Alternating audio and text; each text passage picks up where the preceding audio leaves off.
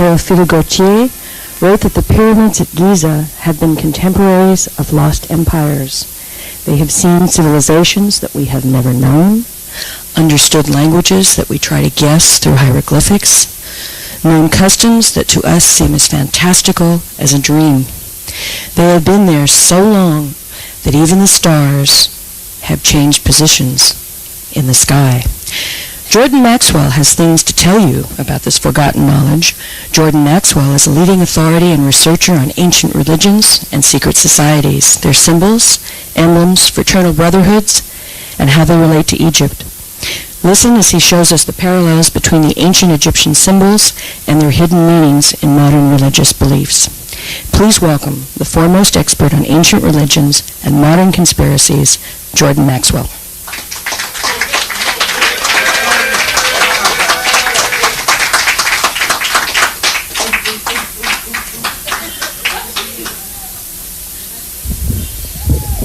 Very kind of you, but I don't think I resemble that remark. First of all, I want to say thank you for being here with me, and second of all, I want to thank Guda for allowing us to be in his home. And I would like to say that I'm not going to present myself as an authority on anything, though I appreciate the very kind, courteous remarks. I don't consider myself to be an authority. I feel far better by saying that I'm just an ordinary man in the pursuit of extraordinary knowledge. I'm fascinated by the things which are unseen. I'm fascinated by the spirit that pervades this country. And I feel that it's an idea whose time has come to look at the spirituality that's represented here on the Giza Plateau as opposed to the religion which is roughly based on it. So much of the work of the people of the book, Islam, Hebrew, and Christian, has been given to us, I believe, in a political setting rather than a true understanding of the spirituality that's again represented here on the Giza Plateau. I have been interested in the work of secret societies and fraternal orders ever since I can remember, because my family had, I think I mentioned this in the beginning when I opened the program, my mother had an uncle who worked in the Vatican Secretary of State's office. And every couple of years when he would come home as a child, I would sit and listen to the discussion with my father and his brothers and the men in the family discussing politics, religion, and commerce. And it became apparent to me that there was a system in operation throughout the world which decides and makes decisions for us. And there seems to have been some sort of a brotherhood throughout the world that decides what we will learn and what we won't. And esoteric information, for the most part, was considered to be information on a need-to-know basis, and we really didn't need to know. All we need to do is what we're told and think what we're supposed to and not cause any trouble. But I had two uncles growing up as a child who were federal judges. They were not mine, they were my mother's uncles. But they were federal judges. I had Catholic priests in the family. I had underworld in my family, Italian family. So I grew up listening to politics, as I said, religion, and big money. I am convinced that there's never been a religious movement in the world that wasn't a little political. There's never been a political movement that wasn't a little religious. I make a very big distinction between religion and spirituality. I believe that that which is represented in this country in its ancient past is totally different from anything that we relate to in our modern day world. In Christianity, we're given to understand that we're looking for a new millennium. I think the very concept of marking time is a comparatively new idea. I don't think the most ancients had a concept of the way we mark time on calendars. I think that was done perhaps politically for religious reasons, somehow or another metaphysically to control us so that we know when we're to do something and when not.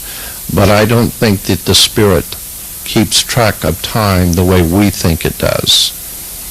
And I am honored to have Hakeem with me today. It is an honor. And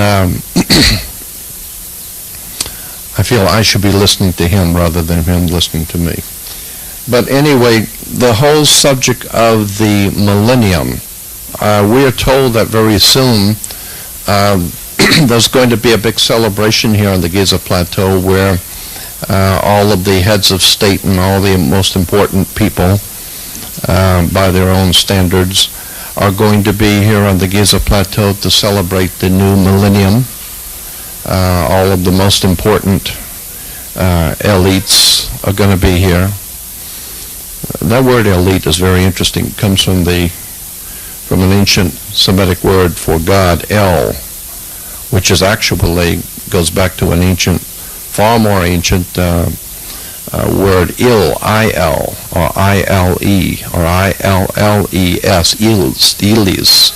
The Ilis or the Ils were the gods. And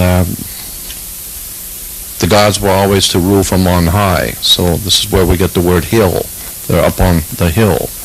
As a matter of fact, in the Roman Empire, Caesar's seat of power for the Caesars of Rome was said to be up on Capitol Hill, or Capitoline Hill. And today we still have people in America who see themselves as gods and Caesars ruling from on Capitol Hill with their Senate. Nothing is more reprehensible to me than political power. I am totally turned off with the word authority. I don't like authority. It implies the word author. And immediately I question who wrote the law. I mean, actually, if you think about it, who said that the Queen of England is queen? What are you talking about when you discuss the divine right of kings? I suspect that it's a consensus reality, that enough people say something long enough and the group begins to believe it, as Hitler persuaded everyone to believe himself to be a god. And after a while, the thing sets, and now we have the divine right of the Holy Family or the royal family. I have a particular aversion to the royal family of England. One has no alternative but to have a very ill feeling about the royal family of England when you know who they really are and what they're really doing. But that whole concept of the royal family comes from, Egypt. But the royal family, the concept, comes from this ancient land. And so much of Europe has taken from this country and from this land all of its precepts and concepts, its ideas of music and architecture and sciences, etc., etc., and has rewoven it and given it back to us as the accomplishments of modern man. It only takes a cursory understanding of history to see where the magnificence of the Western world was traced all the way back to this ancient land. We don't have anything in the entire Western world that comes close to one of the pyramids. So as far as I'm concerned, this land is where it all began, and only until you understand this country and its history, are you going to appreciate where we are now in the span of time and where we're going? I made this point before, and I'll make it again, about the word understanding. It comes from the idea of standing under a foundation of a thing to appreciate it correctly. And I think that that's what we have to do with the whole subject of this ancient people in this ancient country, is to stand under the foundation to get understanding. And consequently, there is so much we need to know about the ancient world to appreciate how it fits into our lives today. This I leave to those who are better at it, like Stephen, my friend, who can explain these kind of things, but I have always been aware that there is an undercurrent of wisdom and knowledge which has been concealed from our eyes by our masters, and I am one for sure that has had enough of this kind of trickery. I want the truth to be known about this country. One scientist, I don't recall who it was, made an interesting comment that the universe is not stranger than you imagine. The universe is stranger than you can imagine. And the point being is that you haven't learned anything until you understand how the pyramids were built, the geometrics, the harmonics, the well-established mathematics. I don't see how anyone could possibly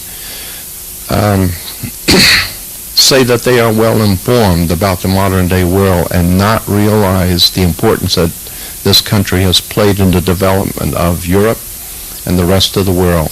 Incidentally, Europe is referred to as the Old World Order. Architecture, cuisine is referred to as Old World, Europe. If you recall that Europe was dominated for some 1600 years by the Vatican, dominated Europe.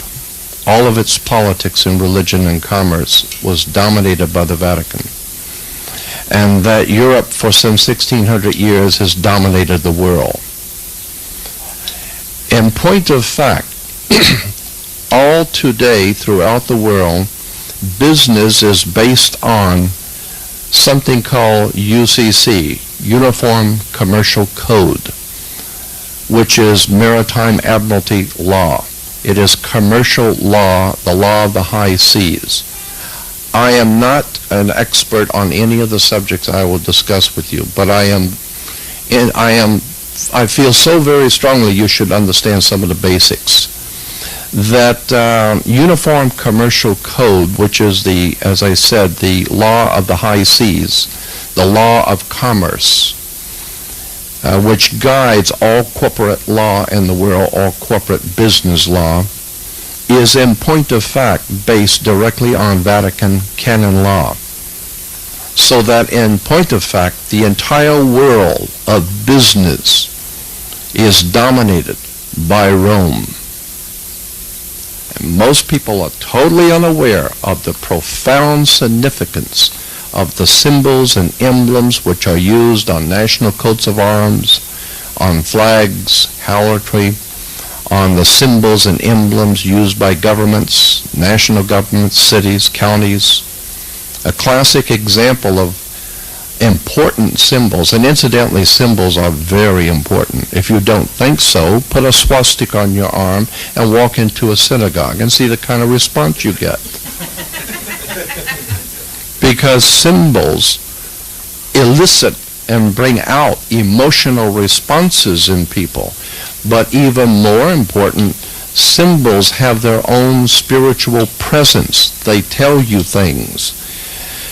A classic example, as I said, of symbols, well, in Washington, D.C., we have the Ben stone, or the Washington Monument, which is an Egyptian obelisk.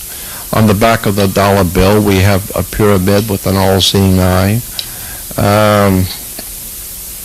One of the interpretations of the Ben stone or the Washington Monument is the male phallic, and it connects to the Oval Office. And consequently, there is a lot of symbolism in Washington, D.C. that was taken directly from this ancient country. The scriptures, I'm very, very much involved in the pursuit of knowledge based on the scriptures. I believe that the Bible has a lot of very important things to say, but has been hidden from view. And the things which are given to us to understand about religion are just not true. I remember someone saying a long time ago, always trust a person looking for truth. Never trust the one who's found it. The point being is that real divine truth is far, far out ahead of whatever we might begin to understand. Manly Palmer Hall, one of my very good friends, said in one of his lectures, if you can intelligently explain to an audience something about God that everyone can understand, then that proves that you don't know anything about God. Because the God that your pea brain could understand could not be the one that created the universe. The one that created all things is far, far loftier than we have given a correct view of. I feel that perhaps it would be best said that I'm a spiritualist. I am taken by the whole concept of the Spirit. I've had too many things happen to me in my life that prove to me over and over again that there is another world coexisting with ours. So I have a very high respect for the spirit world. I want to tell you an example of the kind of thing that has happened to me all of my life. I'll give you one example.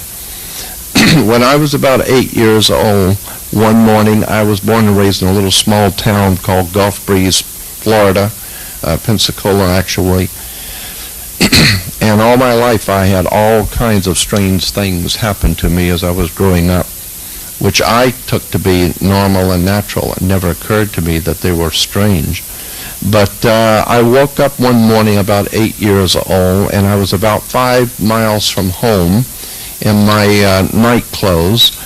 About 2 o'clock in the morning, something like that. I was freezing cold. I was frightened to death because I didn't know how I got there. I was standing on a concrete bridge, an overpass over the train tracks on the west end of town, and I was freezing cold. And I remember standing between the columns because the wind blowing, at least I wasn't standing in the wind, so I'd stand between the columns to keep warm, and wondering how I got there. And I remember distinctly thinking, how am I going to get home? I could run to my grandmother's house, but it's too far the other way. If I'm going to run anywhere, I might as well run home. And I'm thinking to myself, I have no money to call my parents. And so as I was standing there, I saw a car racing down the street coming toward the bridge, and it was running red lights. It was a little small town late at night, so it wasn't that dangerous, but nonetheless, they were running red lights. And as they started up the bridge, they came past me. I saw the 2 boys that were high school kids. I knew them. My family knew them. And 2 girls in the back seat. They waved at me, and I waved at them. They were speeding. They shot down the other side of the bridge and blew a tire as they reached the bottom, lost control of the car. I was freezing, standing out here, wondering how I got here, waving at somebody passing by, and the car lost control. I watched it skid across a parking lot, and this is a long time ago, 50 years ago. But to the best of my recollection, I remember it speeding and crashing and hitting cars because it totally lost control, skidding across gravel, and crashed into the front of a coffee shop, a little all-night cafe. I ran across the bridge on the other side and ran down. I remember running across and running down so very fast that I thought if I trip, I'm going to knock my teeth out. And I kept yelling that to myself, don't fall, you're going to break your face if you fall, because I was running so fast. And I ran down and ran across the gravel, and then it occurred to me as I was running that I'm barefooted, my feet are killing me. I ran into the coffee shop. I saw, of course, what you can imagine was nothing but a horrible mess of bodies and chaos. And for an 8-year-old child, it was far more than I could bear. And I burst out crying. I was totally disorientated. I didn't know what to do. I knew people were hurting, but I didn't know what to do about it. And I remember there was an old man that motioned for me to come over, and I went over and grabbed him and pulled him, and he kept pushing himself as I helped pull him over to the side. I turned around, and even at that time, even at 8 or 9 years old, I had the presence of mind to know that there were some people here you can't help. So methodically look quickly and see who you can help and what you can do to help. And I remember sizing the situation up, and I was crying, I was hurting, but I realized that these people were in far more trouble. And then I woke up in bed crying, and I was totally ballistic. It took quite a few minutes for my family to quiet me down. And my mother explained to me that it was a very bad dream. I explained to my parents that night everything that I had experienced. The boys in the car, the wreck, all of the details. The next morning in the paper, precisely what I had told my parents happened was in the paper, exactly as I had seen it. This began a life of strange occurrences for me. And it opened up my mind to the fact that we are not here by ourselves. That I've often been asked, well, what did that experience teach you, or what did you get out of it? It taught me one thing that's indelibly left in my conscience, that someone has the ability to put you where it chooses to put you. Someone has the control to decide where you will be and what you will do. And so while you might think that you have total freedom in your life, ostensibly you do, but in point of fact there is a divine presence in the universe that guides all things. So I believe that individuals which are here, individuals which are not here, were not supposed to be here. I think that there is a rhyme and a reason for almost everything that happens. The question and I should have prefaced all my comments today by saying that the intelligent, thoughtful presentations that you have heard in the past few days is not what you're going to hear today from me. Today you're going to hear from me the ramblings of a dissatisfied spirit. I'm just very dissatisfied with everything that I see and that I experience in the world around me. I think that so many people are having problems in their lives that could be solved if they knew better how to act and how to deal with these problems. Remember, the decisions you make in your life are only as good as the information. And so if you have faulty information, then of course your decisions are going to hurt you.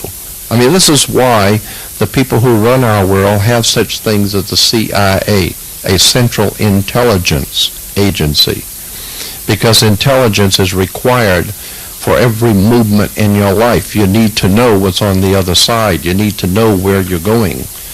It would help to know as much about the other, the significant other in your life before making decisions. So that's why I have pursued this kind of esoteric knowledge, because I believe that there is a world out there that is not in our dimension, not in our domain. but that it, as the ancient people said, I think it was the Knights Templars who coined the phrase, as above, so below. I believe that so many things which happen to us is because of something that's happening up there. And someone else seems to be in control. That's my view.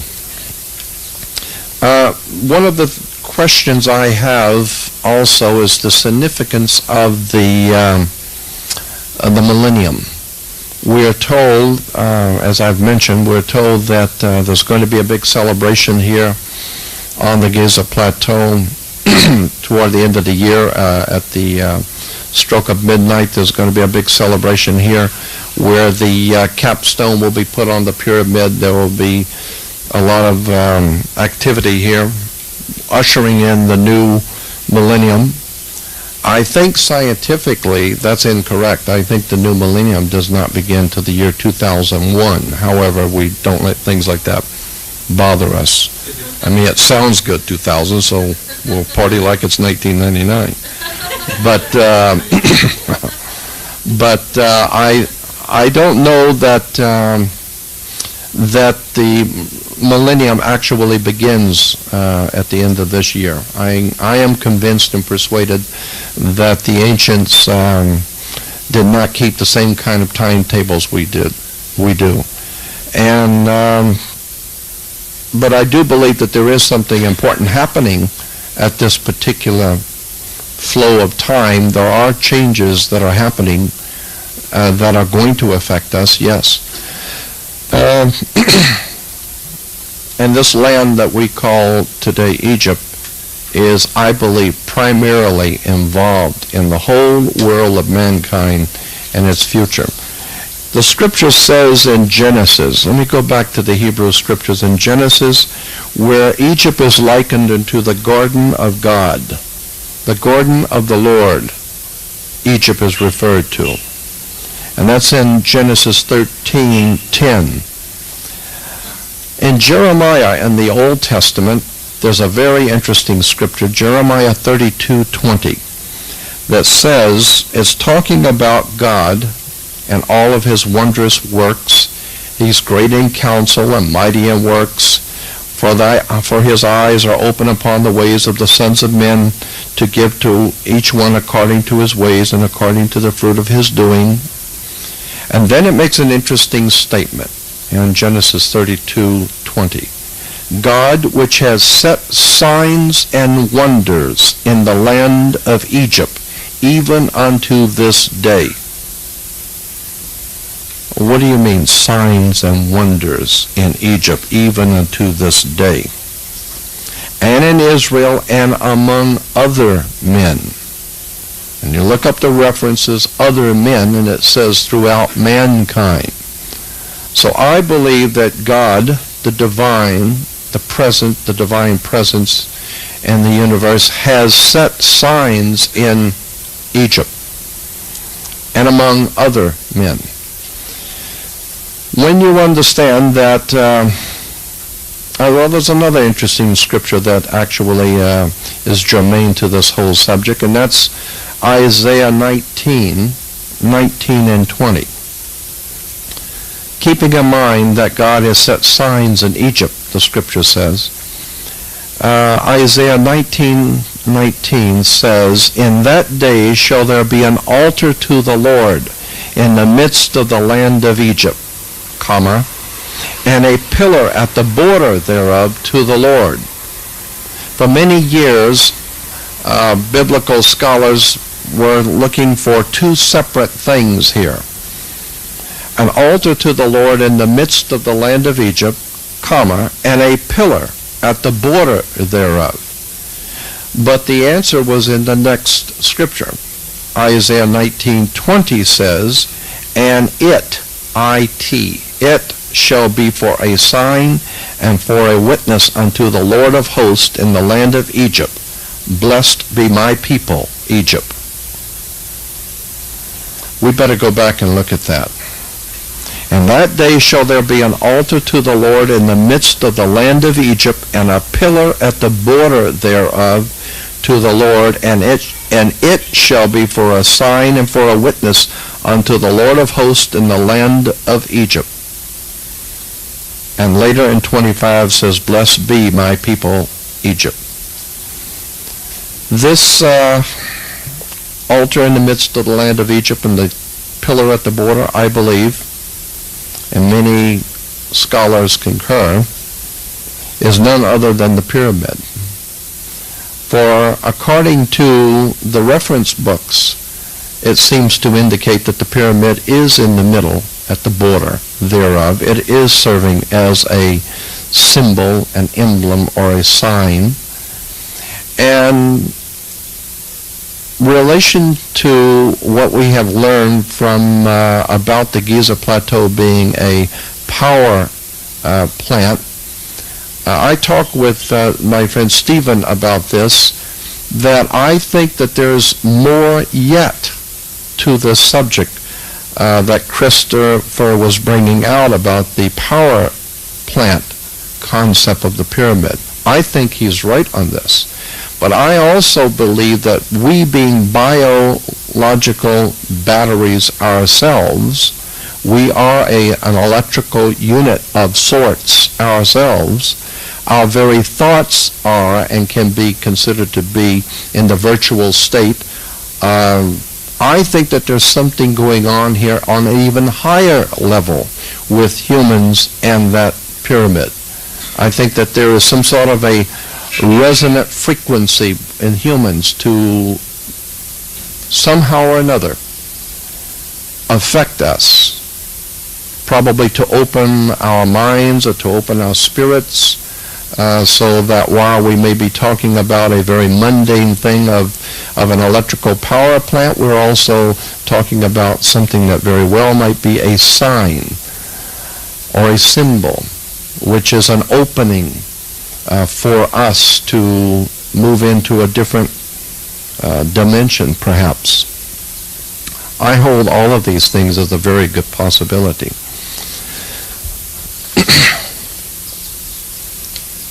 In relation to the millennium, which is about to begin, we're told, the Old Testament and the New Testament talk about the concept of a Messiah.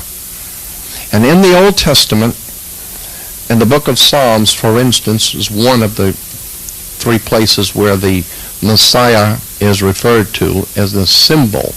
There's an interesting symbol used in the Old Testament Hebrew for the Messiah. The same identical symbol is used in the New Testament for Jesus, the Messiah. Let me read it to you. And then I also want to talk about the whole concept of Messiah and its implications for our time, the Messianic era. But in the book of Psalms 118, the Hebrew Old Testament, Psalms 118:22 says, "The stone which the builders rejected is become the chief cornerstone. And this is from the Lord and is his doing, and it is marvelous in our eyes."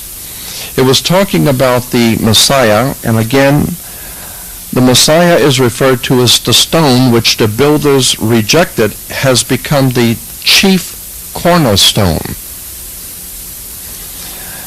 Over in the New Testament, one of the many places in the New Testament that the Messiah is referred to by the same symbol.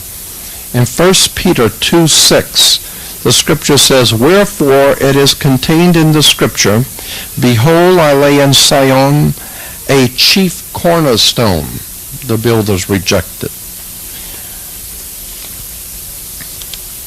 The reference works show, and again, there's at least three different places in the New Testament where Jesus is referred to as the chief cornerstone, the builders rejected. In the Old Testament, Messiah is the chief cornerstone. An interesting fact about this is that the word in Hebrew for chief cornerstone and Greek in the New Testament chief cornerstone simply means a triangle or a pyramidion, triangle perched on top of a pyramid.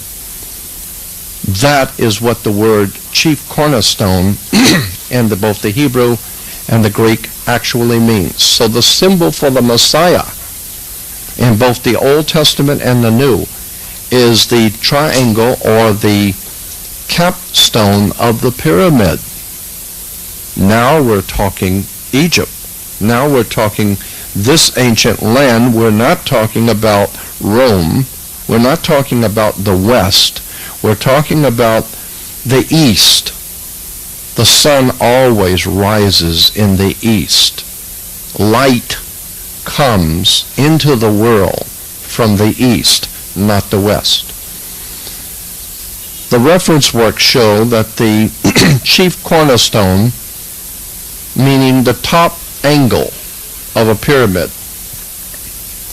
Here, Jesus Christ himself is acknowledged as the chief cornerstone.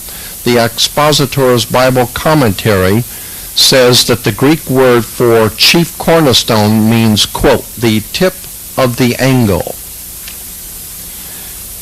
Here in Ephesians, it says in the book of Ephesians, Jesus Christ himself being the chief cornerstone. The footnotes has the triangle perched on the pyramid. A pyramidion is, of course, the little pyramid perched to finish off the big pyramid. Now, the point I wish to make is that this is a very important symbol, and it has profound implications for the symbolism that's being bandied around in America. On the back of the $1 bill, you will see the pyramid with the all-seeing eye. Let's see, where is it? Anyway, we had a picture of the pyramid. Here it is. Of course, the triangle at the top being, as I said, the symbol for the Messiah. You need to understand also that while this might be esoteric Christianity or esoteric Judaism, it is also well understood in political circles throughout the world. And that so much of the elite establishment of world government throughout the world is well aware of the implications of this ancient land and its symbols in the pyramid. So much so that the most important people in the world are coming here to celebrate something called a new millennium. What has occurred to me, a question which I have asked many times, is does the new millennium about to dawn begin the 1,000-year reign of Christ, or does the 1,000-year reign of Christ begin the new millennium? In other words, according to the Christian tradition, if Jesus is to come back and bring a kingdom, and when he comes back it will inaugurate a new order or a 1,000-year reign of Christ, then does Christ or Jesus have to wait until the calendar date of the new millennium beginning? Why couldn't he come back 10 years ago? Why can't he come back 100 years ago? Because the concept is that the Lord Master coming back begins his 1,000-year reign, then whenever he comes back, that begins his 1,000-year reign. Or, as the churches in Christendom throughout the world are saying, that the new millennium will begin the reign of Christ. It will begin the new reign of the Messiah.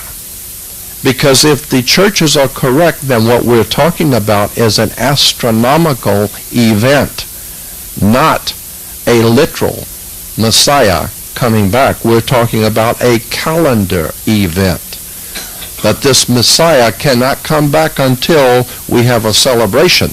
We have to have the celebration. It has to be on the calendar, and it has to be at the end of the 1,000-year period to inaugurate a new 1,000-year period. Now the Messiah can come back. He can't come back before. Do you understand the point I'm making? Which is which? Does the 1,000-year reign begin when the Messiah comes back? Or does the Messiah come back when the 1,000-year begins. The point is that the second answer is the correct one. The Messiah is an astronomical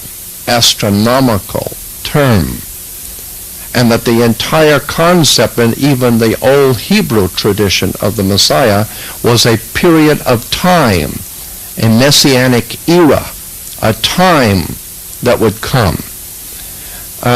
And I am respectfully suggesting that unless and until we get our stuff together, spiritually speaking, that messianic era is long yet away from us. Because I don't believe that on this planet we are ready for a messianic era. We haven't even learned how to live with each other, much less live with that divine one who created us. We are in total disarray before our God. It's interesting that the symbol of the triangle has been used all over the world, politically speaking. It's an interesting subject which I have been working on for many years, is the occult or hidden connection between the triangle and the circle and the new dawn, or the coming new dawn, of which Aleister Crowley was merely one of many who realized the implications of the subject of the new dawn. If you will go back in your history books and when the Soviet Union was still in existence, you will see that the Soviet National Coat of Arms had a sun rising over the earth with the hammer and sickle and the red star. The hammer and the sickle, incidentally, were separate symbols for thousands of years, and they were only brought together by the communists to cross them. The sickle was always a symbol of Saturn. The Saturnalian symbol, or the symbol for the planet Saturn astronomically, was an upside-down sickle, okay, surmounted by a cross. Rather interesting, I suspect. The symbol of the sickle being Saturn's symbol, the Saturnalian symbol of the planet Saturn, surmounted by the cross, and the hammer being the hammer in the ancient world was the axe. It became known as the hammer of Thor, the symbol for the ability of the gods to tear down, smash down with the hammer, and to build up with power. So those two symbols were crossed in the communist world. There's a whole story on the planet Saturn and its connections to the Nazi philosophy, the Nazi religious philosophy, the communist philosophy, the fascist.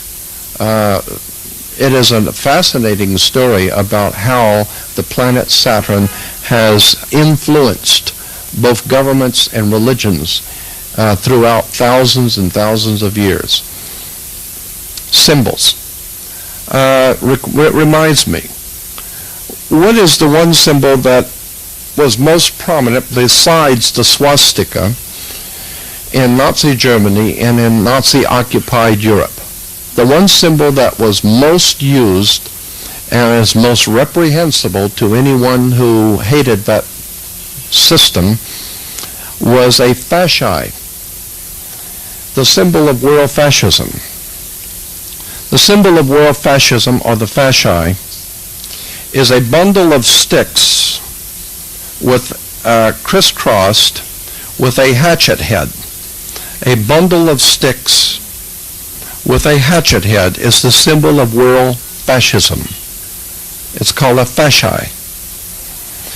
You will see on the nightly news in America, every night on C-SPAN, almost every night in America, you will see in the congressional room where the President of the United States gives his State of the Union message, in that particular room where the Congress and the Senate both sit.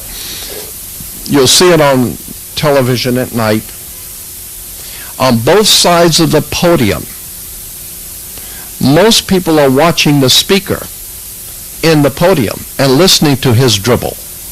But no one seems to be aware that on both sides of the podium are two 12-foot high fasces, the symbol of world corporate fascism. This is, to my way of thinking, absolutely appalling.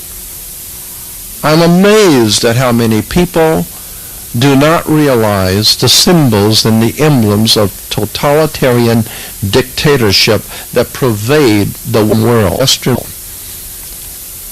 And don't ever forget for one moment that the money, the grease, and the power that put Adolf Hitler into power came from America and Britain and Europe. Families with money financed Adolf Hitler. If you begin to, and think back, the older people here will understand what I'm saying. Some of the younger people will not appreciate this, but if you go back to the 30s in Europe, Germany, first of all, was one of the most educated and most highly advanced cultures in Europe. They were not stupid. Germans are many things, but stupid was not one of them. But after the First World War, they were totally broke, as were many nations, including America. That war caused economic hardships for everyone except the guys who made the money. But Germany was absolutely starving in the streets, quite literally. And on the scene came a man who was later to become known as Adolf Hitler. And he began arousing the emotions of the people that we need to clean this mess up. We've been had. We need to get back our greatness that was Germany and bring back the greatness of the Germanic people, etc., etc. And he began promoting himself, and he got elected to a small office and began to grow in power. And about the mid-30s, mid to late 30s, he began to grow quickly. And overnight, from a country and a people that were starving in the streets, and a couple of very short years, Hitler was able to build the largest, most powerful military industrial complex the Western world has ever seen. Where did he get the money? Okay? Consequently, I am of the opinion that for far too long, we in the West have conveniently overlooked the anti-Semitism which pervades our culture. And how I got on this subject, I don't know, but I have so many things bother me. This is one of them. This is not only a malady in itself, it is indicative of a continual malady the human race has, of racism and hatred for people who don't look like you, and a disrespect for people who do not live in your country or go to your church.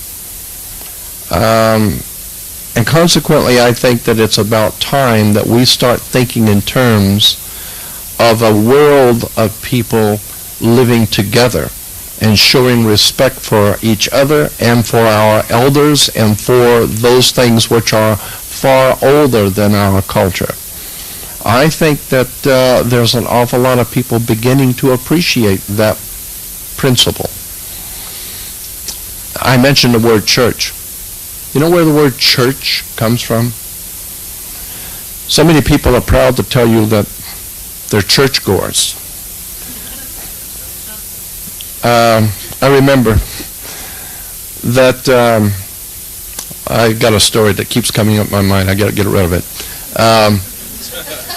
The child comes out with his father in front of the church, and he sees a big statue of a soldier in bronze, and the kid says to his dad, what is that statue for? And he said, oh, that's to commemorate the men who died in the service.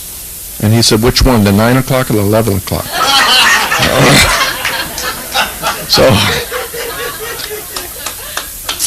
the word church, incidentally, is an interesting word. It's an English word, okay? It's an English word, church. It comes from a Scottish word, kirk. That's why I have one of the old hymns, Kirk of the Valley.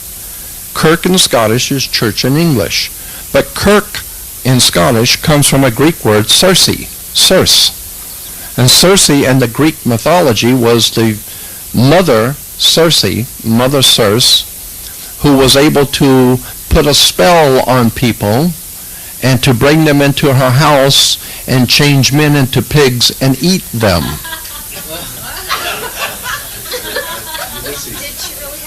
Of course. So, I don't know what that tells you. So I'm just saying that it's interesting words. Words are very interesting terms and symbols. I'm fascinated by the world of terms and symbols and words.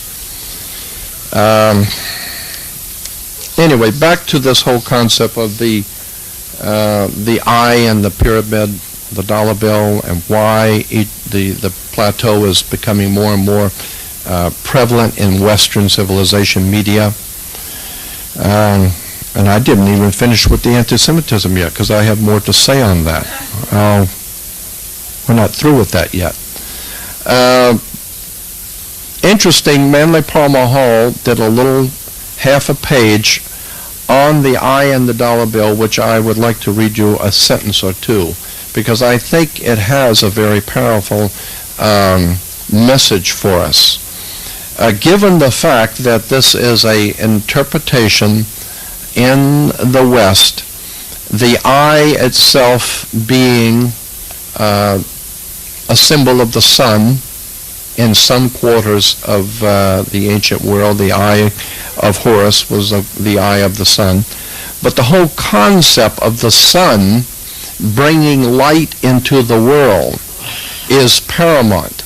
The whole idea of man being enlightened by the divine presence in the universe, or the sun, what we call the sun, he makes the point that the all-seeing eye represents the eternal watchfulness of the infinite. An apex atop the platform, incidentally, is 30 feet square.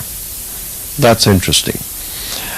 Is a symbol of the unfinished work of the redemption of humanity. Imperfect man, incomplete without the apex of his divine nature. The all-seeing eye on the dollar bill is not situated on top of the pyramid, but floats above it, for man has not yet affected his spiritual union with his material self. The pyramid structure represents the building of society to a gradual perfection of human endeavor crowned by the divine. Now, be this an interpretation of Western man or not, I think it applies here. That ultimately what we as a human species are to work toward is a gradual uplifting in our spirit, in our consciousness, in our intellectual ability to comprehend spiritual things, and I think that this is an adequate symbol for that work that is referred to by the Freemasons as the great work of enlightening the world. As Alan Alford did publicly a few days ago, made a 180-degree turn in his understanding of things, I choose this day to do the same. So I am going to publicly say, and I'm saying it not only for the audience here, but to be on video from this day on, as a witness against me, I am... when I have had for the longest time a loathing for the concept of secret societies, because I felt that if what you're doing is important and good, then it should be known by everyone. It shouldn't be a secret society. And then also, when contemplating the basis for modern-day Freemasonry, the Scottish and York Rite Freemasonry of the Western world, the basis for York and Scottish Rite Freemasonry being the British Grand Lodge, the mother Grand Lodge of all Western Freemasonry is the British Grand Lodge. I was not particularly impressed with the British royalty or its Masonic secret societies and orders of power. I believe them to have been racist and having agendas that they had not shared with all of us. And so my feeling was that Freemasonry was something that I was very unhappy with. But in point of fact, I have grown in my understanding to appreciate that at the time that the orders of Masonry were in their infancy in about the 10th, 11th, 12th century, the church dominated, as I said, all of Europe. And it was not a religious institution as much as it was a very powerful political institution that had in mind the domination of the world, whether anyone wished it or not. Therefore, the Vatican dominated, and the Vatican at that time was somewhat different than the Vatican today. Not much, but somewhat. And it was very dangerous, as one politician has observed, it's very dangerous to be right when your country is wrong. It was very dangerous in those days, in the Middle Ages, to speak of and to wish to educate other people and to have an open mind. The brain is like a parachute. It doesn't work if it's not open. But during that time, open minds were not in vogue. There was a power that was accepted throughout the world, and that was the Vatican, the papacy, the church. But at that time, there were those men who were the scientists, the thinkers, the philosophers, and they saw fit to protect themselves by secret associations, which I can understand.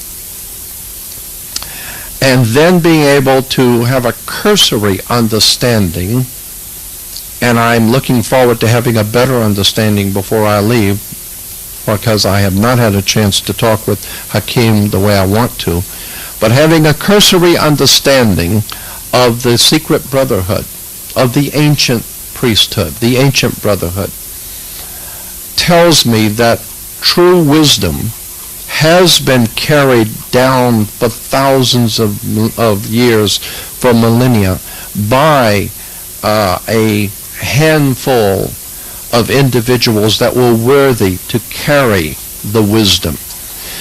Because it appears to me now that to give this kind of spiritual wisdom to modern day man, or to mankind in general, so many people are not ready to use that kind of knowledge correctly and for the right purposes, and using it in love to help the human family to grow, but would misuse it, as we have seen in America, everywhere in the world that Europeans go. We see the misuse of power and prestige and money. Well, what more powerful tool in the hands of a man than secret knowledge, wisdom of the ancients? So I am at this moment saying that I have a different view than that which I have expressed before, and I have a high respect for the individuals who have brought themselves into secret association to protect the divine knowledge and spiritual learning, and who want to make this knowledge available to those who are prepared to accept it. remember that when the student is ready, the teacher will appear. These societies, of which Hakim has helped me to understand, these societies of the priesthood have never kept this knowledge in a clandestine way. They protected it so as to give it to those who were worthy to know, who wanted to know, who were showing the correct spiritual foundations to accept this kind of knowledge. In the wrong hands could be very dangerous. We have found that academic and, what am I trying to say? That technology, academics and technology, without spiritual morality is a very dangerous thing.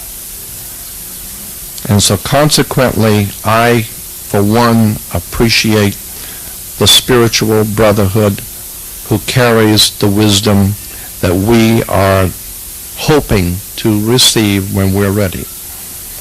And again, I pay tribute to my teacher, Kareem, and others who have helped me to appreciate this better understanding of the general subject of secret societies.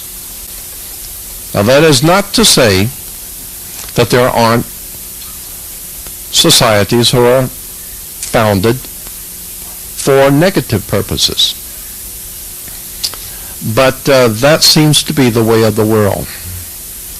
But I am mostly interested now in pursuing that wisdom which I realize has been here from day one and that is readily available to anyone who wishes it, provided, of course, that you have prepared yourself to be borne along by that Spirit. You cannot go into the mysteries, the ancient mysteries, with preconceived ideas about what truth is. As I said, truth is a very, well, it's been said before me, truth is a very subjective thing. So I consider that this is something that we all need to start thinking in terms of. Putting away preconceived ideas, going before the divine and asking for enlightenment, asking for guidance, and leaving it at that. You'd be surprised what the Spirit can do with you if you just put down all of your defenses and just make yourself available to the Spirit and say, help me to understand, and watch what happens to you. I am also persuaded that going into the Great Pyramid may very well have some sort of a spiritual effect on one. I cannot imagine that all of the tourists who have gone into the pyramid have appreciated it correctly. I think also, and this is just my opinion, since no one asked for it, I'll give it. It is my opinion that the Spirit will give to whomever it chooses, whatever it chooses. For many are called, but few are chosen. The principle being is that it will decide, that divine presence in the universe that men have called God. That one will decide what you will know and what you will have and what you won't. Just as your parents, knowing better than you as a child what you should know and not know, what you should be involved in and not be involved in, we are children of God. We are children of the divine, and I think that that divine presence will decide for us, according to our progress, what we will know and when we will know it. Therefore, I think the wisest thing and the wisest action would be for us to try, to the best of our ability, to prepare ourselves to enter into a spiritual domain which is very holy. I consider the pyramid, the Sphinx, and this entire ancient land to be holy. I think it is proven by the fact that all of the kings of the world have come to this land. All of the great minds mathematicians, scientists, philosophers, all the great intellects of the world have pondered the mysteries of Egypt. They haven't found them out yet. So I have a very high respect for this people, this place, and the ability to be this close proximity to the Great Pyramids. It's a little after 11. I have some other subjects I'd like to get into. I want to go back and finish this anti-Semitism thing that I started. I think it is something that we need to look at because it is not only devastating to Semitics, it is also the same kind of thinking, hatred, whatever, it turns against all of us. I mean, there was a quote from from Nazi Germany. One Holocaust survivor, I recall, said something to the effect that when they came for Catholics, I was not a Catholic, so I really didn't care so much. You know, when they came for the Protestants, I'm not a Protestant, so what did I care? But when the powers that be came for me, there was no one left to help to protect me. I think that this is the problem.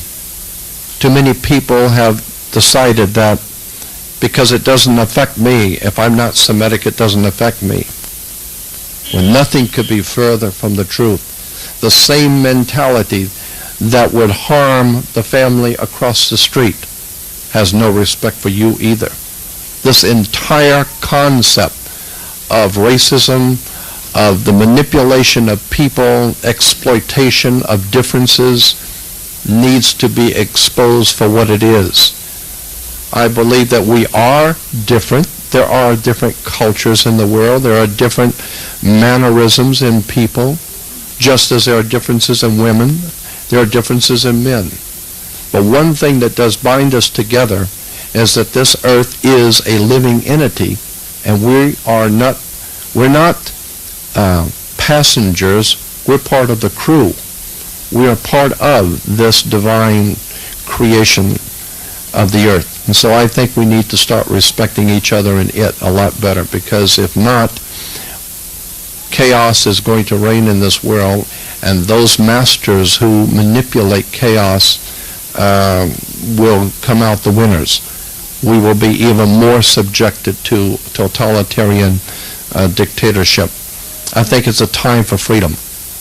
I love to be free. I don't want to be the handmaiden of a totalitarian dictatorship.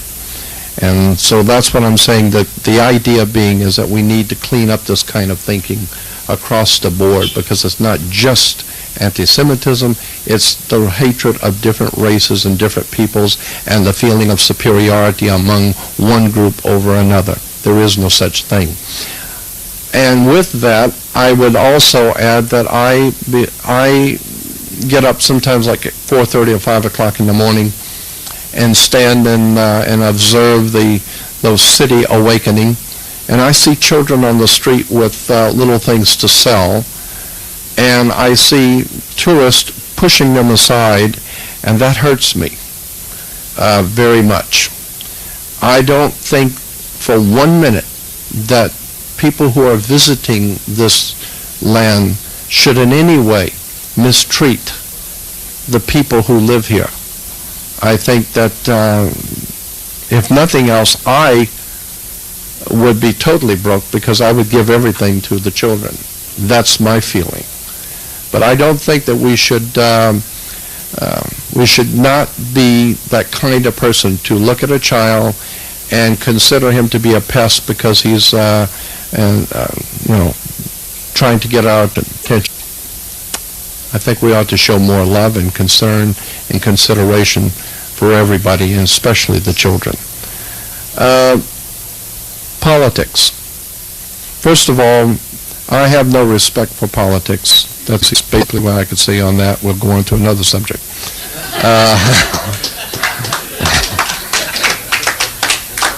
The very word politics, polis, gives us the word politicians.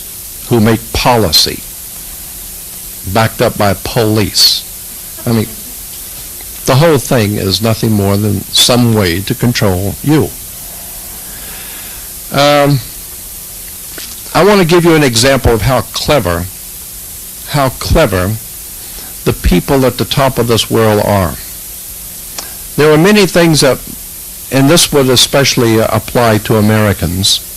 I think you will appreciate it perhaps more than Europeans, but it just goes to show you how clever people can be in their wanting to manipulate and exploit people.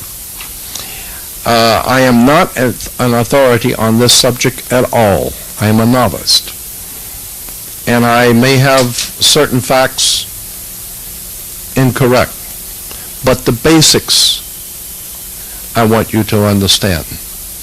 In the 1870s, after the Civil War, there was a corporation founded.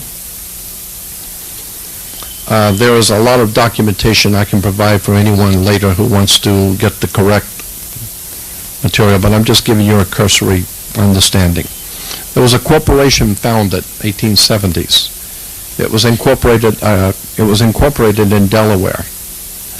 And the corporation's name, like Coca-Cola and McDonald's, that corporation was referred to in its corporate papers as the United States. Very clever. And it was stipulated that the employees of that corporation would not be called employees, but would be called citizens. So that today in America, they ask you if you're a citizen of the United States, what you think they are asking you is, are you lawfully in the country of America? That's not what they ask you. They ask you, are you a citizen of the United States? Means, do you, of your own volition, out of your own mouth, testify that you are a franchisee of a foreign corporation incorporated in the 1870s under International Maritime Admiralty Law? Are you, of your own volition, out of your own mouth, making yourself an employee of a foreign corporation called, incidentally, United States? Consequently, rather clever, I suspect. Consequently, that opens up a whole can of worms. It shows that there was a corporation, a company that was founded, and that we are merely franchisees of a foreign corporation. There's all kinds of interesting things begin to come out once you understand the principles. A classic example of terms and words. Are you aware that in the Ballantyne's Law Dictionary, 1948 edition, if you look up the word human being, go to a law library or to a large library, look up Ballantyne's Law Dictionary, and look up the word human being. And it will say, see monster. So you look up the word monster. I wish I would have brought it so I could have shown it to you. And it says a monster is like a man or a woman, but it's a human being, meaning lesser than a man and a woman. Therefore, it cannot inherit land. It has certain things it cannot do because it's not a man or a woman. It's a human being. The whole idea of words and terms. For instance, when you go into a courtroom, why do they call it a courtroom? Why did they say that you were going there for justice, when the very word justice comes from the Emperor Justinian? Justinian, whatever his decision was, that was justice. So today we have justice. Incidentally, are you aware of the fact that the word, we have something in America called a system of justice. We have an educational system, a judicial system, a governmental system. How many people are aware that the word system is a Latin word, comes from a Latin word, and the Roman Empire for the sewer? The sewer in ancient Rome was merely referred to in Latin as the system. And so today, in America, we are proud to say that we have a system. And we do. It is a sewer. There's no doubt about that. I am saying that we need to make ourselves aware of words, terms, concepts, ideas, and begin to do something probably you haven't done before. Go back and start researching where words and ideas have come from. You will begin to appreciate that there's an awful lot of things that we take for granted, that we have no idea in the world where they came from, and that somewhere along the line, unless we are ready to acknowledge the fact that true spirituality is not based on Western man's religion, it is not based on Western cosmological concepts. True spirituality must be traced back to its source. And this is why the work of Lloyd Pye was so important to me, because I'm interested to know who designed us the way we are. Who put into us the different factions within ourselves. Who made us like we are, and how did we get here? That's why I appreciated so much of the different speakers bringing out the different points in relation to how we got here, where we're going, and what the pyramids and such things represent. There are so many different subjects that I like rambling on about. I don't think that a question and answer is appropriate, because I really don't have many answers for anything. So I have all the questions. I don't have any of the answers. But at this point, I'm going to, how long did we, about 40 minutes? Okay. I think I will. What now? Oh, yeah. Yeah, if you're tried in a court in an Islamic land, you're under Islamic justice. If you're tried in the Middle Ages under Rome, you were under Vatican justice, church justice system. In America, we have something called a criminal justice system. The implications of the word is that the criminals are administrating the justice. We have a criminal justice system. And if you think that is by chance humorous, understand that the powers that be do not choose words and terms lightly. These people know what they're doing. When they use terms and phrases and symbols, they know what they're saying. I, for one, take them at their word. If they have a symbol that's on a national coat of arms, if they have a word or a term, I mean, why, for instance, do the Roman priests wear black robes and judges wear black robes? Very interesting, black robes. Black was the color associated with the planet Saturn. Green was the color associated with the planet Venus. Red is the color, of course, associated with the planet Saturn. Black is the color. Red.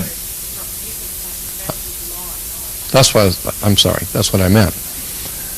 Even school children know that. Red. Right. Red is the color associated with Mars. But back to the robe. Why do the Catholic priests wear black robes? Why do you wear a black robe when you graduate from high school or college and university? And where does the word college comes from? It comes from the College of Cardinals. The whole concept of wearing a square black mortarboard goes back to Mecca. The square, the black square in Mecca, which is surrounded by the circle. It has to do with a very ancient symbolism. But how it has been used by the West and misrepresented by the West. If you think about the word court, going back to the judges who wear black robes in courts, the whole idea in a court is like tennis.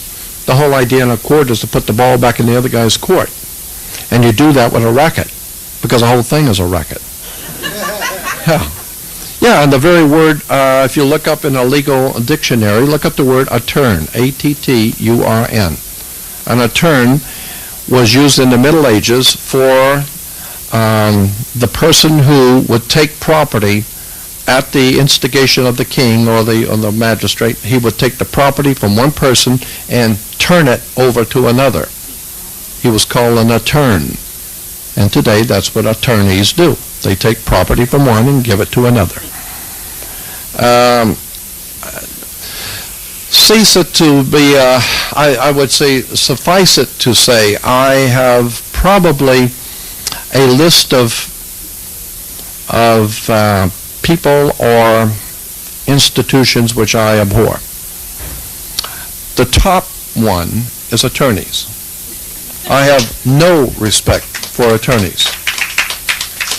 And the reason why is because they have misused their ability and they have misrepresented themselves around the world. They have misrepresented what they are actually representing. When you use the word law, what law? Again, you go back to terms and words, attorneys. There's a very big difference between an attorney or between the word legal and lawful. Things which are legal do not necessarily mean that they're lawful. Why do you have to have a license, for instance? You have to have a marriage license because the state is a part of your marriage and a marriage license. Now, if you find someone that you want to marry, that's wonderful. And if you want to get married before God, that's also wonderful. But you better get a license from the state first. And if the marriage doesn't work, you can go to God, but you're going to court first. Because the whole concept of marriage, the whole concept of contracts, the whole entire idea of business in the world is based on contracts, courts, lawyers. So that the entire world, in the Western world, is based on a contract. This is why there's a difference between being English and British. The word Brit comes from the Hebrew word berith. Berith in Hebrew means a contract or a covenant. And ish in Hebrew means man or men, can be singular or plural. Therefore, berith-ish becomes British, the man of the covenant men. What are we talking about? We're talking about a new covenant. The new covenant is, of course, the New Testament of the Bible, the new covenant or a new contract from God to man to rule the world or to rule the earth. Which brings me back to something I did want to finish and I didn't, and that was the whole concept of God's kingdom. In the year, and again I preface these comments by saying I am not the world's foremost authority, but I will provide you with the material if you're interested. In the year 1213, the Pope of Rome signed a concordat contract treaty with the King of England. In the year 1213, the Pope signed a treaty with the King of England, which said basically this, that since Jesus Christ is the Messiah who owns and all things were created by and through him, therefore all things which exist on the earth and in the universe are owned by the Messiah, Jesus Christ. Since that is the case, then the actual ownership of the earth and all life on it belongs to Jesus Christ. But since he is not here right now, someone needs to stand in for him. And the word in Latin is vicar, which basically means someone who stands in for. So the Pope appointed himself as vicar of Christ, who's standing in for Jesus. Jesus has the right to own the whole world, but since he's not here yet, he's busy right now elsewhere. Somebody has to be, the dirty job has to fall on someone, so the Pope decided that he will own the whole world. And you think that's funny? That's the law. That was an actual treaty drawn up in Rome with the King of England. Then the whole earth, with all of its life and possessions, being owned by the papacy for Jesus, being owned by the Pope, was then put into a trust, and the King of England was made the trustee in trust of the Trust for Christ. So that the King of England then becomes known as King of Kings and Lord of Lords. Therefore, the papacy, as of even this very day, still maintains that the Pope owns the world, and that the King of England is King of Kings and Lord of Lords, and will remain so until Jesus comes back. And in point of fact, at the coronation of the King of England,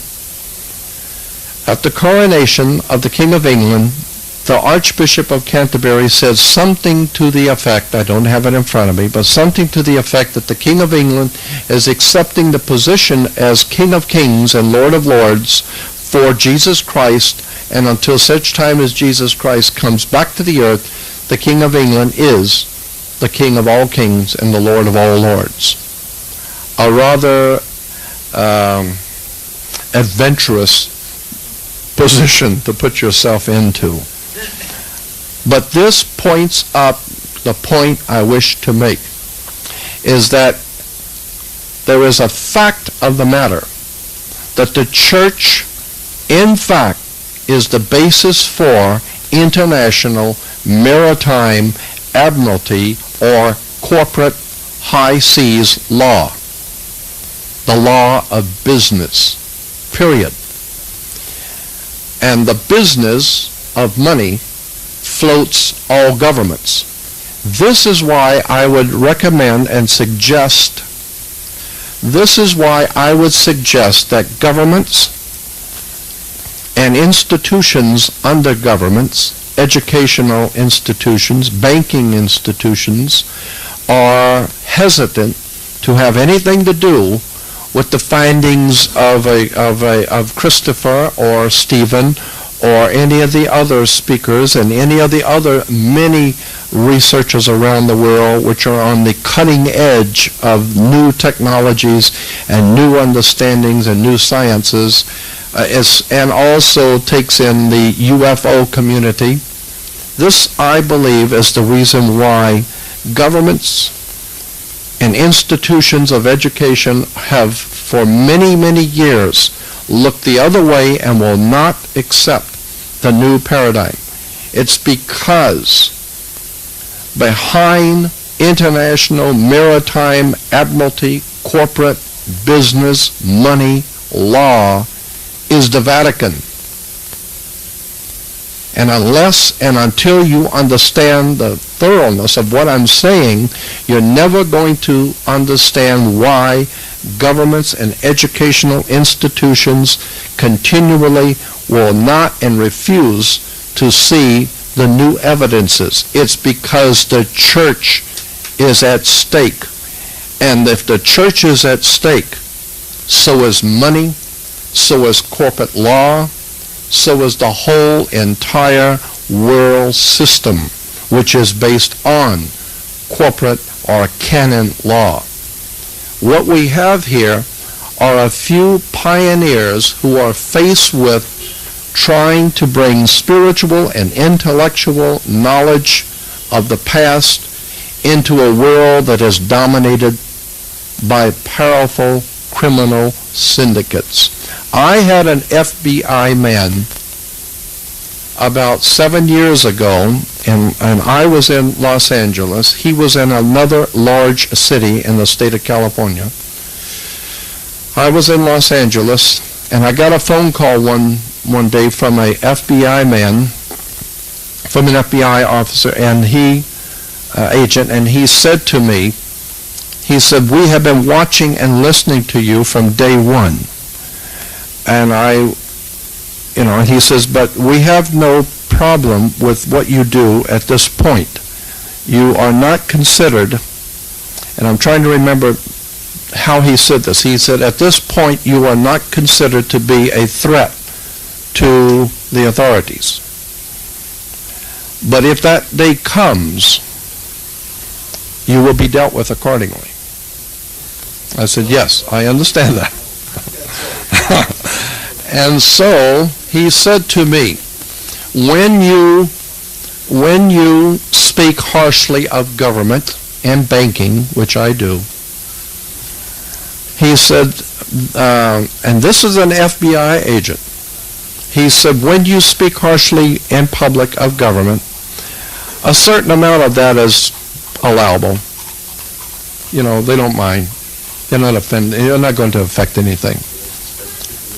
They're not going to believe you anyway. And besides, what are they going to do if they did believe you? Right? And he said, but, and this was his words, and I remember them well, because I was really rather scared when he called, because I was not expecting to be talking to an FBI agent. He said, when you, and I take an oath that this was the words that he said, when you speak of the church, what you're talking about is organized crime at the highest level in our country. You're talking about money, political power. So, he says, so as long as you are perceived to be an individual on a soapbox, no one is going to be concerned about you. No one is threatened. But if you begin to be heard, not listened to, but heard, and if that becomes the case that you are becoming known and being heard, then you will be dealt with accordingly. So I want you to know that we in the FBI do not consider you to be a threat. But just know there will come a day if you do succeed in what you're doing. So that was, I already had formulated my own thoughts about, quote, the church, end quote. But at that point, that was startling to hear someone say that. This is not to cast aspersions on the Christian theology. No, as a matter of fact, if you wanted to get serious about Christianity, then I would suggest you start right here with Coptic Christianity, because that's where it all began. And if you really want to get serious about the faith. So I have no problem with the faith. I have a problem with what has become known as the military-industrial complex of business in America. I believe that somewhere along the line we're going to have to begin to look at all of those institutions that are running the world and the people behind the scenes who own them. I have a very big and a very strong spiritual place in my life for the divine. I have no time for religion, government, big business, etc. But having said all of that, I think the way that I would conclude, again, is that I do not consider myself to be an authority, because I have found that the more that I learn, the more I don't know. And the more it becomes apparent to me that I am merely, like everyone else, on a journey. And from the time that I began this, my quest, my spiritual quest, many, many years ago. And as I said, I've had many experiences that have caused me to be and think the way I do. I have for many, many years been on this quest. 1959 is when I began. So I've been doing this kind of thing for 40 years. But it's only the last 12 years that I've gone public with what I believe is the work that I've been given to do. And I'll clarify that for you. My work, I believe, is not to present an intelligent, detailed presentation, but it is quite simply to confront the organized world and say you're wrong. There are things which you don't know or which you do know that you have concealed, and we need to start thinking in a whole new way about who we are and where we're going. And so I put myself out on the line to do nothing but just that, just calling people's attention to the fact that we do not know everything and that we had better start showing respect for the Spirit and for wisdom. And that wisdom is encoded and being held by priests and the holy men, of which we are privileged to have one among us. And again, I want to thank you for your time and for hearing me. And I think that's it. And if you do have any questions, I'll try and answer them. I have none.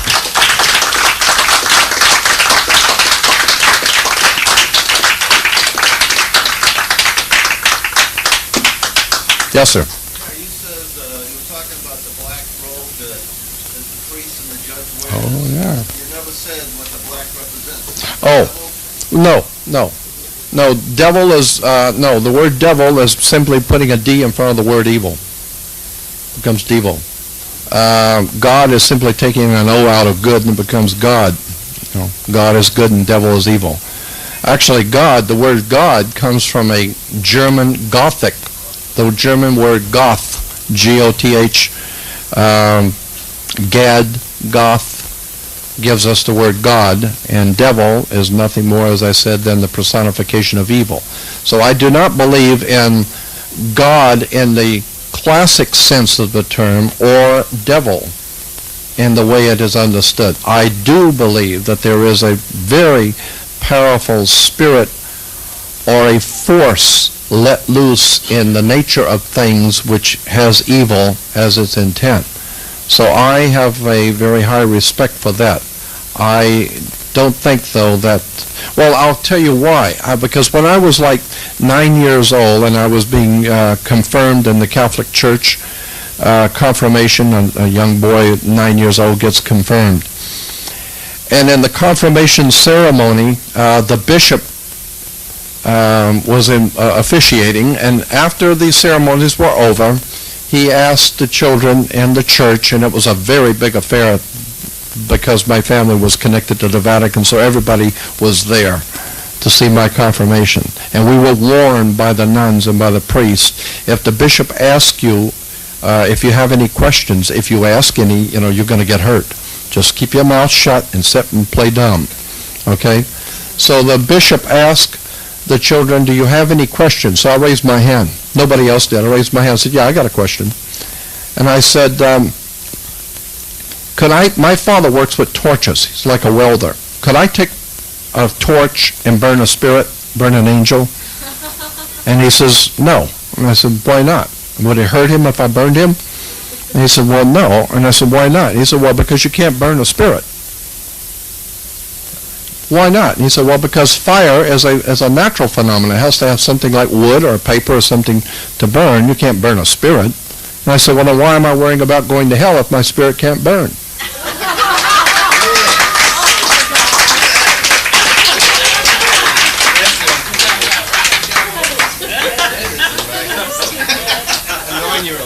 Yeah, and the nuns standing on the side by the church said, you? Like here. So I grew up knowing that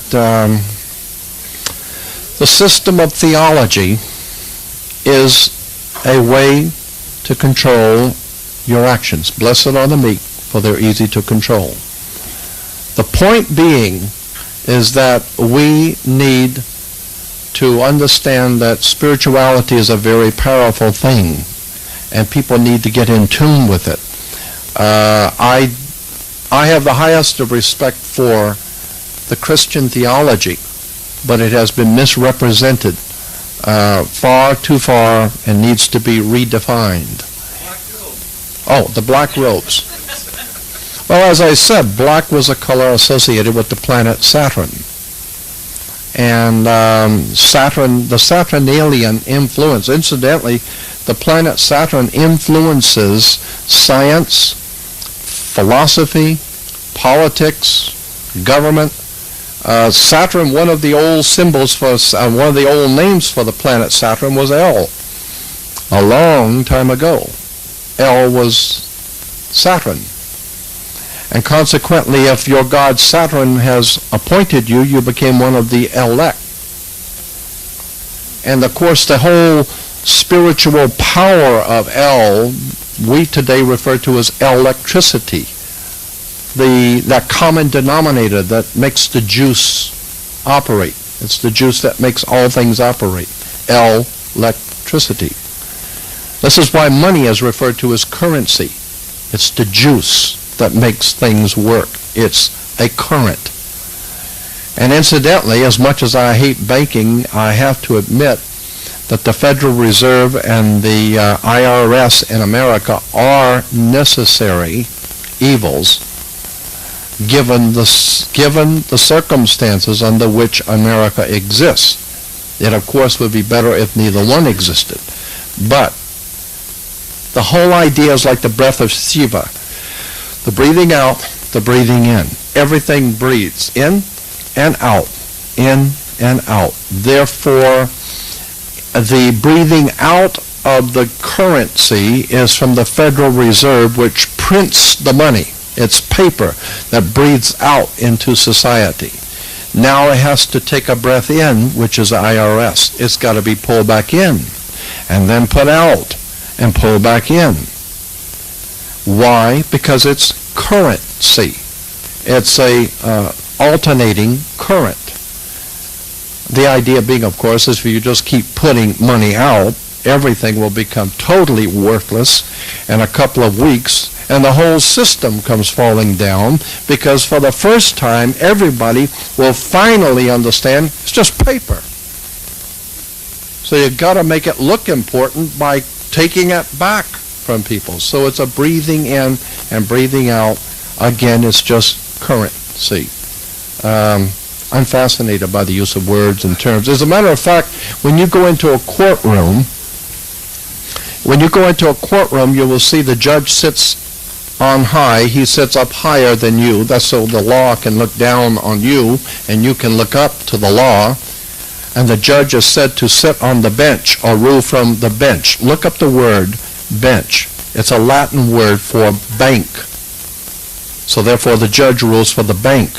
This is why you cannot interrupt a church service or a courtroom procedure. You can be arrested for doing both. Why? Because of international maritime law says you cannot in any way interfere with the exchange of money. You're doing business here. Now, courtroom is a business. The judge rules from the bench or bank. So you're conducting business. Yes. Yes. You speak that politicians, attorneys, they know very well the symbols, they know how to create the law in a way to manipulate people. So do they have their own secret society with initiation? And do you understand the mechanics? Sure. Yeah, it's like the gang warfare in Los Angeles or any big city in America. They spray graffiti. Those symbols mean something only to those who are on the same level, only to those people who know how to read the symbols. And I've said for a long time that the words and terms and symbols that are used in our country and throughout the world are like letters of the alphabet. If you put them together, the symbols together, and know what they mean and what they imply, you're never going to figure out who's running what. But I mean, some of the most outrageously, overwhelmingly obvious stuff is occurring in America, and people don't even see it. When you drive by an Arco and you see Arco sign in America, the Arco oil, it's on the angle. It's a square on the angle. But if you square the square, it becomes the Knights of Malta cross. And so many times you will see symbols and emblems, national coats of arms and harlotry, as I said, and corporate logos. All can be traced back to secret societies, fraternal orders. I mean, it's an amazing world we live in. Is it chosen consciously or unconsciously? Say it again. Is it chosen, the symbols, is it chosen consciously, or they are not even aware of it? Oh, I think that the people at the top are aware. It's the 99% of the masses that don't even know they're alive, don't know what these symbols mean. So many people just go daily in their chores and have no idea in the world that when you pull into a service station, why there are 7 major oil companies, why do they call them the 7 sisters, why why is 3 so very important, why do we have a trilateral, why is the whole world based on tri or 3. There's a lot of things like that that people in the know are obviously aware of. It's just that we aren't. Jim.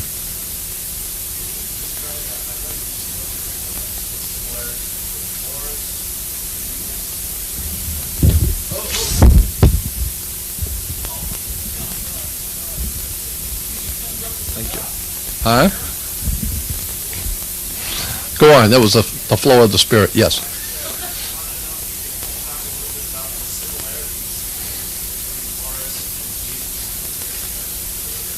Oh well, that's a big subject. Basically, that whole subject is something that is referred to as astrotheology. The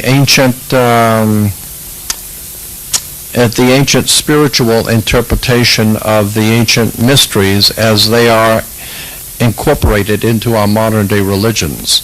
The whole idea about the Son of God, Jesus being the Son, God's Son. In the Oxford Dictionary of the English Language, if you look up the word S-U-N, you will see it was originally from the Germanic, because English is a low form of German. The English language comes from the German. And in the Germanic language, that thing which comes up in the morning is spelled S-O-N-N-E, or S-O-N. And this is why your boy, your offspring, is your son. He's the light of your life. He represents life everlasting. Why? Because he will have a son, and his son will have a son, and therefore as long as each son has a son, then there will always be life on the earth. I mean, not for you, but through your lineage. The whole concept is it's a fascinating study when you get into the symbolism of the sun and how it has been used in modern day governments. I mean, dog, if you think about all the symbols and emblems on colleges, universities, schools, police departments, fire departments, all of the emblems in power and education, theology, government that uses the sun. The sun is used everywhere. Truly it is the King of Kings and Lord of Lords, the sun. And he dies with the crown of thorns, of course, like the Statue of Liberty with a crown of thorns. It's the sunburst, the corona. That's why a king is made king at a coronation. It comes from the word corona. He is crowned with the glory of the sun. He had 12 helpers, or 12 followers. Of course, the 12 followers were nothing more than the 12 signs of the zodiac, or the 12 hours of day. He took 12 steps across heaven. Horus did, or the sun, went 12 steps across heaven. 12 different Horuses, spelled H-O-R-U-S. We turn it around, it becomes 12 hours, H-O-U-R-S. And Horus in the beginning was rising, and we still say Horus is rising this morning. He comes up on the Horus rising. And at night he goes down and he becomes the evil brother, and the evil brother was called Set, and so we see the evil brother come out at night, and he comes out at sunset. It's a fascinating play on words, but the bottom line, and I'm not the authority on theology, but the bottom line, I believe on all of this, going back into the ancient world, can be nailed down to one simple concept: the war between light and darkness. Period. Intellectual and spiritual darkness, and the war between darkness and the coming of new light. New light, and light has always had to fight off the forces of darkness. We still are. We're still trying to do that. We have great authors and great teachers and men who are trying to bring intellectual and enlightenment to a world filled with darkness. Incidentally, the Bible has Jesus making an interesting statement.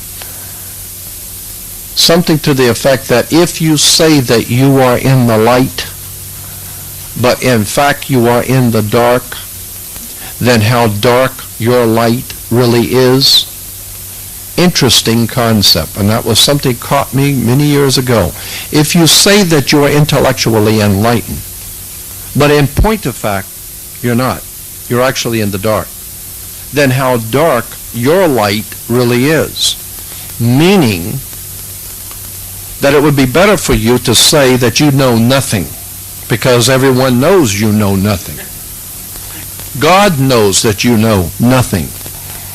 And it would be better for you to admit going in that you know nothing.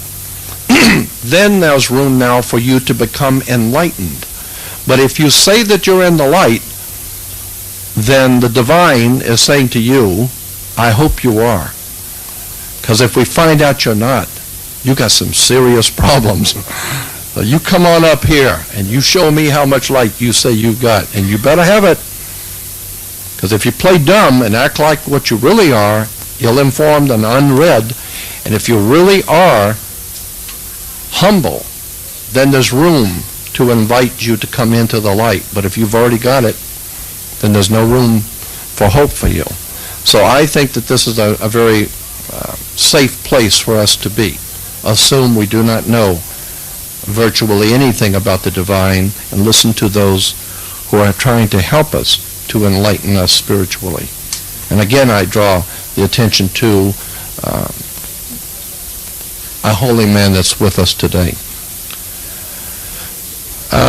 Yes, Green. Yeah. Thank you, George. I was just really enjoying your talk, and I want to say, as far as these keepers of the keys, or the ones holding this wisdom tradition, Yes. for the positive, it's been a very bittersweet journey, I think, I'm grateful that you pointed out that the real keys are within we as beings, as sesh, and that's the only time we'll know when it's ready to start opening. But it's there. I mean, it's coming because we're considering things in our own personal philosophies that 6 months ago, 6 years ago, 10 years ago, we'd never dream of entertaining the notion. That's right. And I would liken some of the frustration. It's like, if your 5-year-old wants to fly a jet, they want to fly a plane, you don't just get in the plane. So I'm grateful for you mentioning that. And I just have to say, because I can't help it in my area, that before pre-biblical ancient traditions, matriarchal traditions,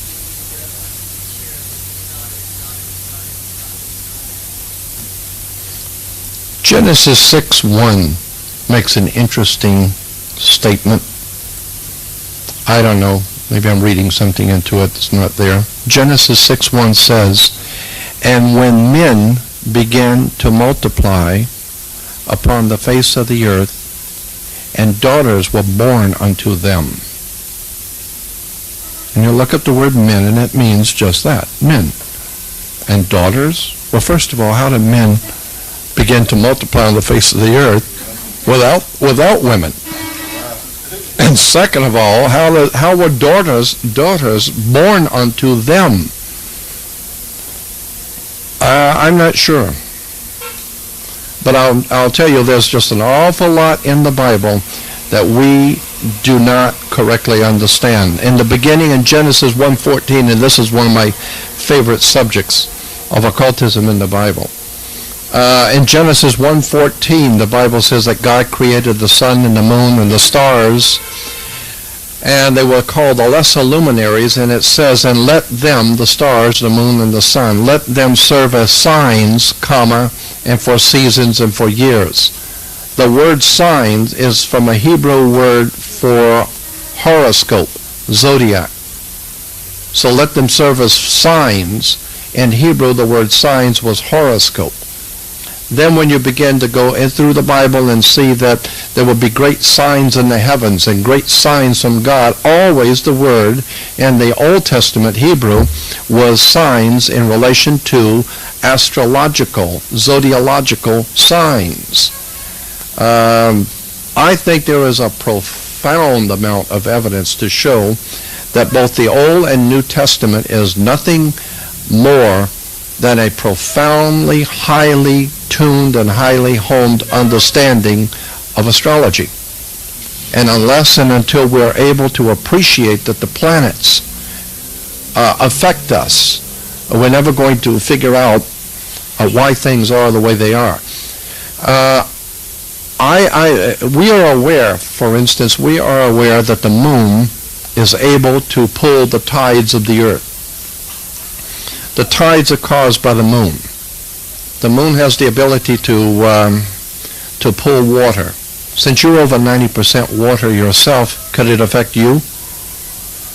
We know it affects the cycle in a female.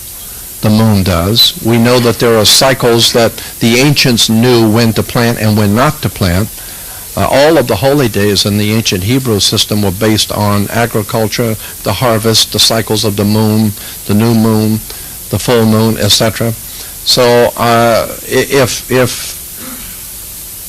the moon is able to pull the tides of the earth, then maybe it also affects you, and that's why they call you a lunatic. Also, I don't know if you know this or not, this was an interesting point that I found out not too long ago, that the planet Jupiter actually pulls the sun 3 degrees out of orbit wherever it goes. The point, for my understanding, is that if Jupiter here, the sun has moved 3 degrees closer to it. When it's over here, it has moved 3 degrees this way. When it's back here, it moves 3 degrees this way. The idea is that the planet Jupiter exerts enough gravitational force field on the sun to pull it 3 degrees out of orbit. If that is true, then that tells me that the planet Jupiter is a very powerful influence on the rest of the solar system, not to mention all the other planets. Well, if it can affect the sun, maybe Jupiter affects you. Maybe we are affected when we come out of our mother's water. Maybe we are affected the moment we are born with influences that we're not even aware of. I mean, the whole idea of your mother's water breaking and you coming out into a new life, you've been surrounded by water and protected, but coming out into the world for the first time, you know, we're being bombarded by all kinds of rays and television and radio and all the other rays that we have produced. Well, what about the influences of the planets? Do they affect us? According to the Bible, they do. And according to my personal belief, they do. It doesn't matter if it does or not. I believe they do. And I think a very good case can be made for it. And again, the Bible makes that case. Yes? You may have told me, I may have missed it, but I was wondering what your take on the putting a capstone on the Great Pyramid was that started the new millennium. Oh, yes. Well, in relation to the big shots putting a capstone on the pyramid, I think it's a waste of their time. I don't think that divine presence in the universe gives a damn. Thing may blow up on them. Yeah. So you mentioned the passing of the moon going over the Great Wall. Yes. Right.